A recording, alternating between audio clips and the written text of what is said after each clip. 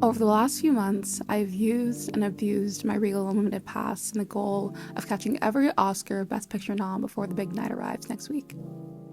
Between those, I've been catching as many films as possible to really make best of my $24 a month and putting, hopefully, a big dent in Regal's annual profits. I can report back, though, that the category is in fact stacked.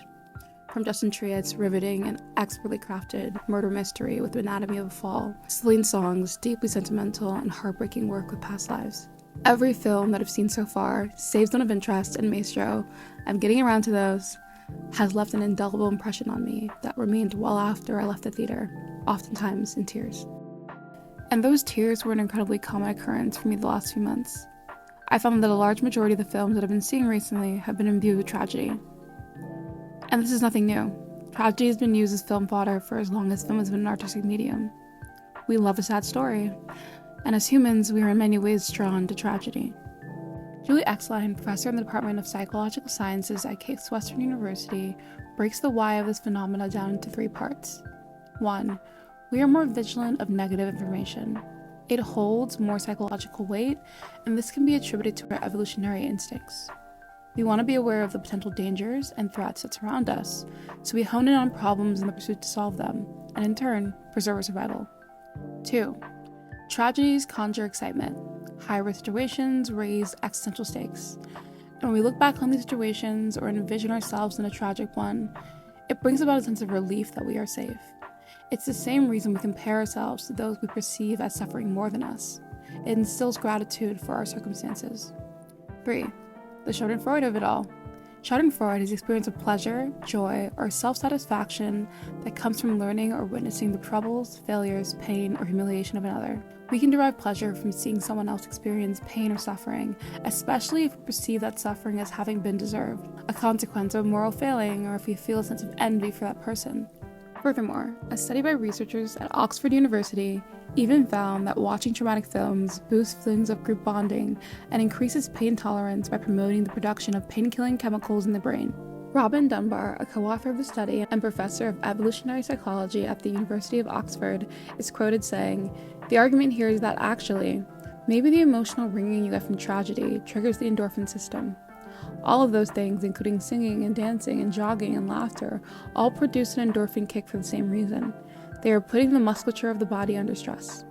Like I mentioned before, many of the best films I've seen recently have been incredibly tragic. The Iron Claw, All of Us Strangers, Society of the Snow, Anatomy of a Fall, Killers of the Flower Moon, just to name a few. And I want to delve a little bit into The Iron Claw in particular, because I feel like it illustrates better than I think any other film I've seen how tragedy can be used to make incredibly powerful art. So warning, there will be spoilers for the movie. The Iron Claw, a film that details the story of the Von Erichs, a family of professional wrestlers whose lives are plagued by almost unfathomable levels of tragedy, attributed to a family curse that has impacted their lineage for generations.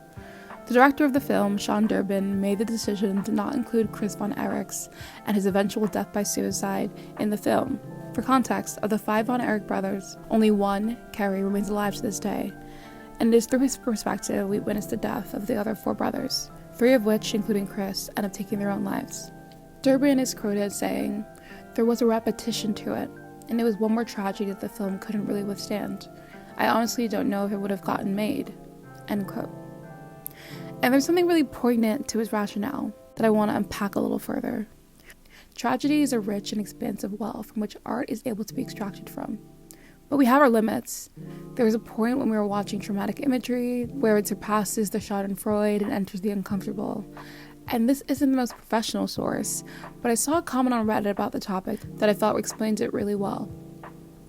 Quote, "Yes, there's absolutely too much tragedy. When tragedy becomes the expectation rather than the exception, it ceases to be a tragic event and just becomes an overall tragic, cynical setting. At this point, the tragic event no longer carries individual weight or meaning. When you hit the point where the audience doesn't believe the love interest could last, you're hurting your own story." End quote. And I could see why Durbin, as a filmmaker, is grappling with that decision. You're telling a real story, but there's a reason why art mimics life and isn't it. We are still consuming art with a bit of detachment, And with the inclusion of a third death by suicide, Durbin risked losing the audience and their buy-in with the story and with the characters before you could reach the other side of this tragedy mountain and reach the hopefulness that comes with the conclusion of the film. Even when we take a huge step back and look at films that have cemented themselves as cultural staples, tragedy proves to be one of the most prevalent influences of art.